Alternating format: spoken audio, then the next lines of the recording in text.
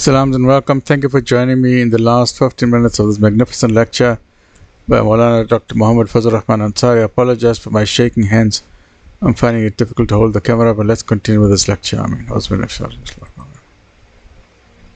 this challenge, and I will tell you that if challenge is not faced, then this drug addiction and the creation of hippies and beetles and of course many other varieties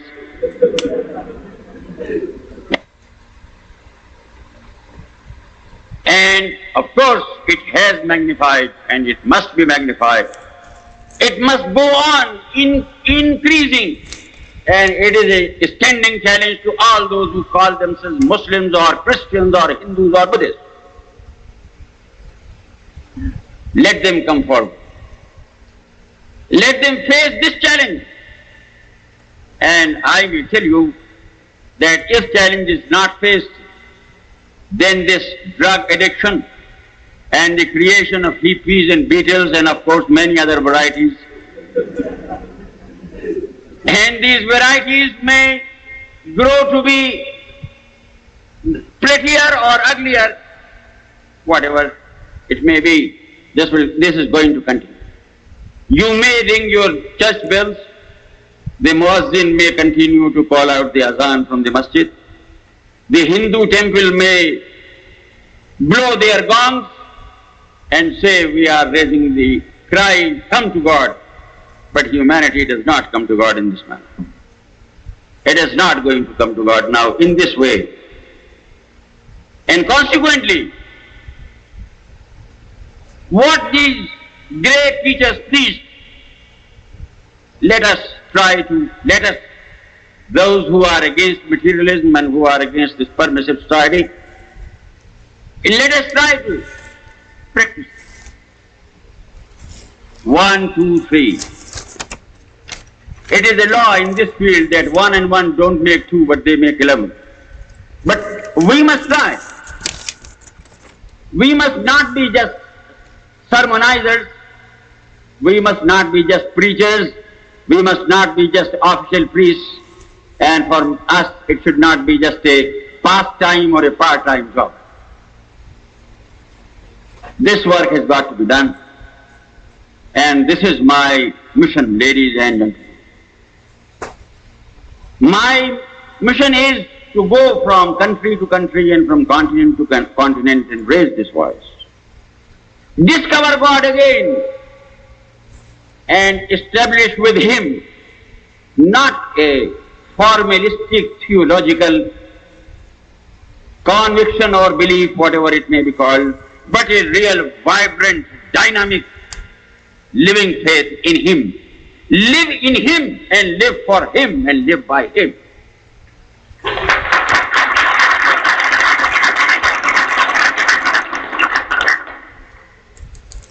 And only when this army of godly persons emerges on the scene, then this hydra-headed monster of materialism and its permissive society will vanish. I don't think there is a shortcut. I don't think there is a magic wand. There are certain basic principles from, I am a follower of the Prophet Muhammad alayhi salatu wassalam. I would preach them first of all to the Muslims who are here. I doubt that Muslims are actually practicing them. With apology I am saying this. The principles are, you cannot be godly if you are a selfish person. The second principle of Islam is that if you love God, love the human beings. If you love God, love the human beings. The Holy Prophet Muhammad alayhi salatu wasalam has proclaimed, Al-Khalqu ayalullah.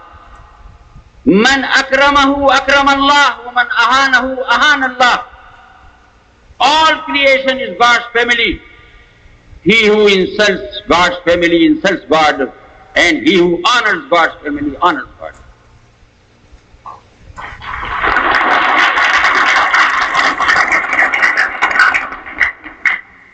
Then the third principle of Islam is deal with every human being first and foremost as a human being. Let not any considerations come in between this. Because before being a Muslim or before being a Christian, before being a Hindu, every one of you is a human being first and foremost. And this is what Islam has emphasized. That there are rights of every human being as a human being. And those rights are inviolable. And if you cannot stand by those rights, then you are not true to your own self as a human being. You are insulting your own humanity.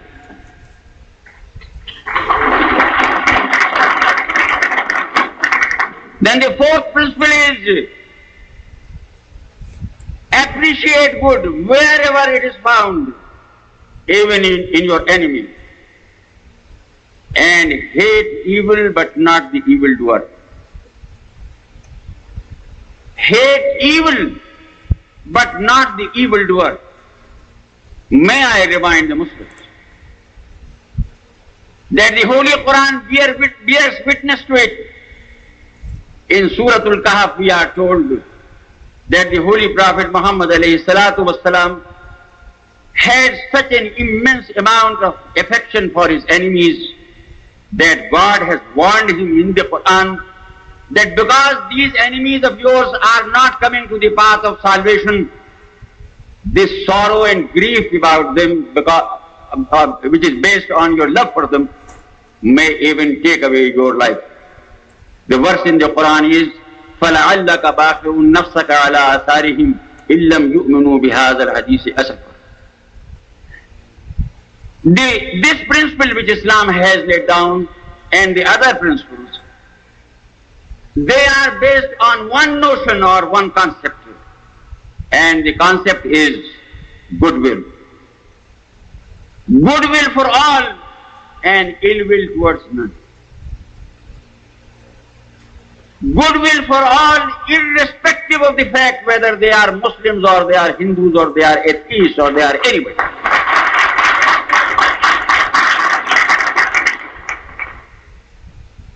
May I remind the Muslims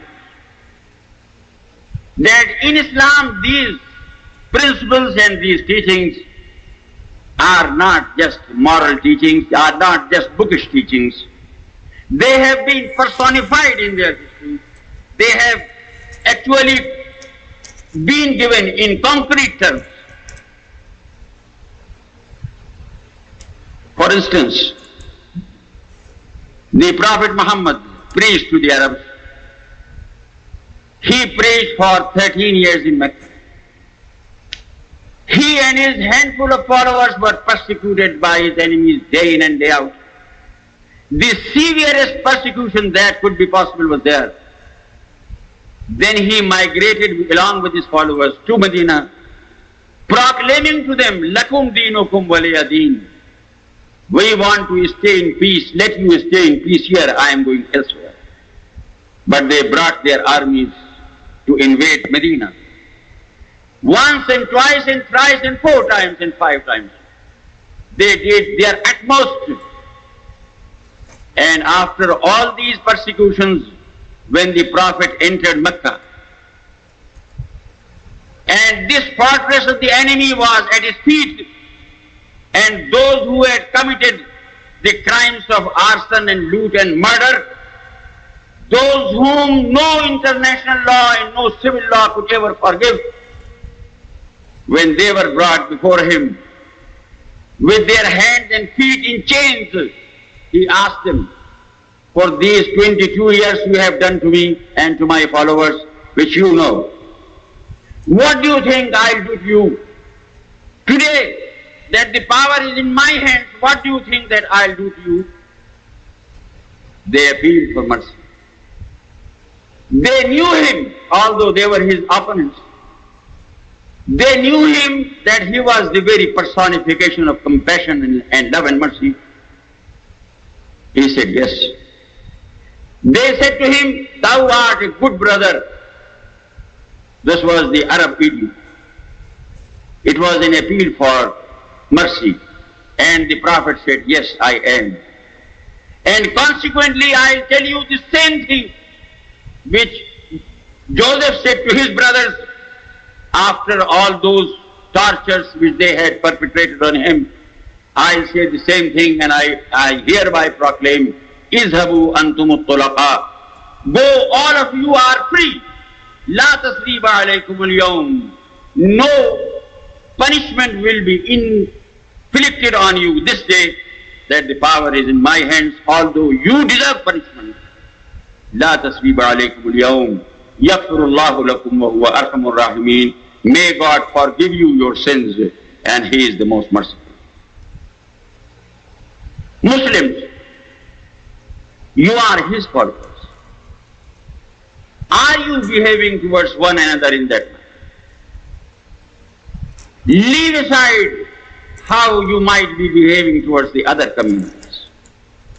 But I ask you here on this occasion of this farewell function, are you really behaving towards one another in that manner? And if you are not behaving, then how can you think that you can be considered by God as the followers of your leader? Remember, a criminal, a person who commits any immoral act, he cannot withstand the impact of the forces of moral integrity. If anyone is committing injustice against you, and if you can repel that evil with good, as Jesus Christ preached, if anyone smiteth thee on thy right cheek, present to him the left cheek also. This is the answer of evil with good. This is to meet the challenge of evil with good. And the same thing was concretely and also in words preached by the Holy Prophet Muhammad ﷺ. When he commanded in the verse of the Quran, idfa billati hi ahsan. La tastawi al-hasanatu wa as-sayyi'ah. Good and evil are not things of the same category. Light and darkness are not things of the same category. If you wish to fight darkness, then fight it with light and not with darkness. Therefore, always meet the challenge of evil with good. So whatever may be the evil with which you might be confronted as individuals and as community, I would say and I would emphasize, let the good come from your side if you say that your neighbor is doing evil to you. The challenge of your moral integrity will kill any evil that might be there, and kill without shedding a drop of blood. My dear friends, of course the world is passing through a very big crisis.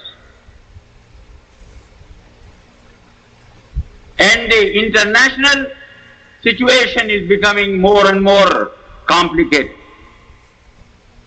There are superpowers, and there are second-rate powers, and there are the backward nations, and there are the developing nations, and of course this human community is divided at different levels. But so far as I understand, all these troubles are there because the concept of truth, justice and duty has been lost. Because all those great teachings which were given by the great masters of mankind, by the great teachers of mankind in different ages, they have been relegated to the background, and we have taken up only expediency. We have taken up only expediency. We want to follow expediency.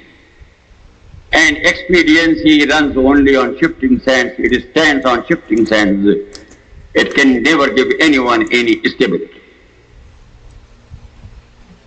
Therefore, my parting message with you and my message for all time and from every quarter will be to the Muslims and to all the rest. return to God. Return to God in the genuine sense of the word, in a genuine fashion, and obtain from there that light and that power whereby you might be able to dispel darkness. Otherwise, this darkness will continue wherever you find it, because materialism is progressing. It has laid its tentacles all over. Every facet of human life has now been covered by it. Perhaps it may not be too late. Perhaps the 11th hour has not yet come. And if we do not do it today, when the 11th hour comes, probably we may not be able to do it. Maybe that all this which is going on in this world under the impact of materialism may lead to a worldwide nuclear war or anything of that sort. And then, of course, the atom bomb and the hydrogen bomb will never see as to which race and to which community a person belongs. It is blind. God bless you all. Okay, that brings us to the end of this fabulous lecture. Please share this video series about Dr. Maulana Fazlur Rahman Ansari and his parting message. As what we said, if you can't see all the various series, please see this conclusion, but try and see the entire series. And the reminder is return to God. It does not matter what religion you are or who you are. There is only one God. There's very important principle. There's only one God. The same God has created the Muslim, the same God has created the Christian, the same God is creating the Jew, the same God is creating the Hindu, the Buddhist, the agnostic. The God is also created the atheist. Even though the atheist does not believe in God, God has created the atheist as well. So it is our duty to understand who God is, to understand where we came from, to understand why we are on earth, to understand what we are supposed to do on earth. And the whole philosophy is that God has sent us, God has sent good people to the world. And that is known as the Khalifatullah. That means the vicegerents of God are the good people. So whenever there's evil in the world, it is a duty of the good people to stand up. The kind people must stand up. The honorable people must stand up to fight the evil. As what Dr. Fazlur Rahman said, you cannot fight evil with evil. You cannot fight darkness with darkness. Whenever there's darkness, you need to light a candle. And that candle destroys the darkness. And that candle or that light is the good that we need to spread in society. So please share it with the Gen Z. Please share it with others. The problems this lecture was in 1972. I was 12 years old, and this was a religious scholar who was not just talking about religion. He started talking about science, physics, metaphysics, chemistry, atoms, subatomic particles, and the cosmos and astronomy. And I was absolutely fascinated because this was a man, alhamdulillah, who's got a deep understanding of knowledge of Islam, jurisprudence, as well as science, physics, metaphysics, and philosophy. And as what I mentioned, he's got 98% in his final exam course, and that historical record has not been broken up to today. Let's use these words of wisdom, and the main message is let's return to God. Stay well, look after yourself. Alhamdulillahi Rabbil Alameen. Ameen Ya Rabbil Alameen.